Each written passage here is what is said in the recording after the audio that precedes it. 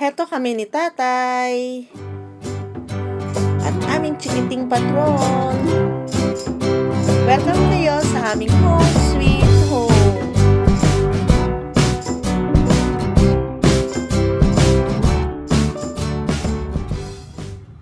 Guys, magluto tayo ng paksiw na galunggong. Lalagyan natin ng lemon at maraming suka. Siyempre pa, hindi mawawala ang ating paminta. Guys, masarap ito. May lemon, maraming paminta, maraming sili, maraming luya. Halina kayo sa kusina ni Nanay. Magluto tayo. Okay, ang una natin gagawin, ilalatag muna natin yung ating luya.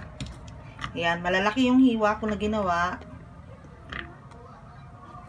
Luya, tapos maglalagay din tayo ng bahagyang sibuyas. Tapos ilalatag ko na rin dito yung ating lime. Para aangat yung kanyang katas mamaya. Tapos saka natin ilalagay yung ating isda. Ayan. Nabili ko ito kanina, mura lang kasi. Tsaka ngayon ako nakakita ng maliliit na galunggong. Ayan, ilatag lang natin.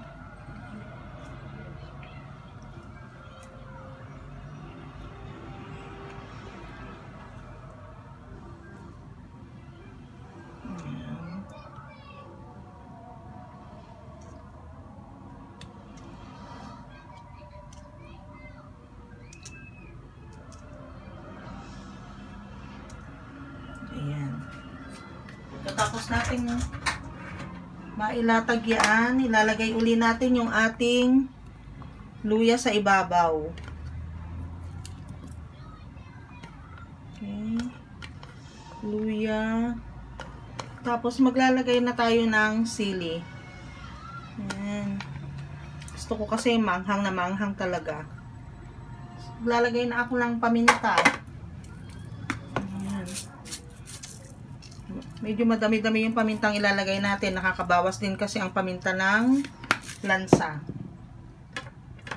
Pagkatapos nito, ilalagay ko yung ating talong. Okay. Ayan.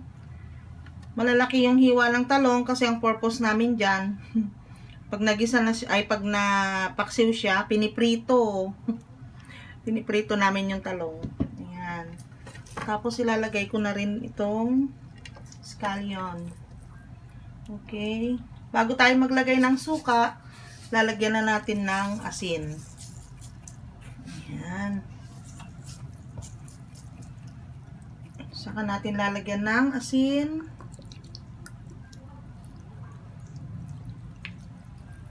Ay, suka. Ayan. Kamali na naman ako. Ayan.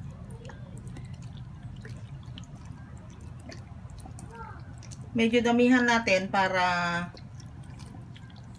maganda yung asim niya. Okay. Saka natin tatakpan at isasalang. Okay, ito na. Sasalang natin. Hahayaan lang natin siya na kumulo ng mga ilang minuto. Okay.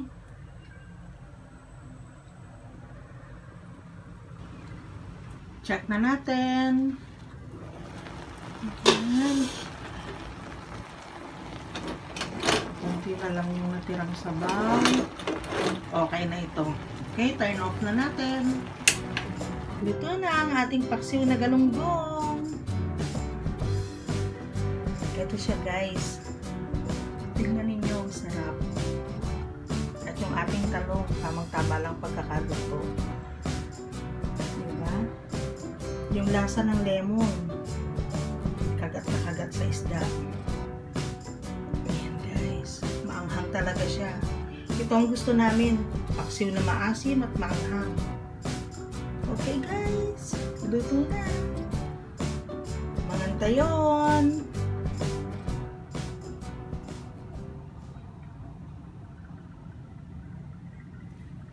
Kain na tayo.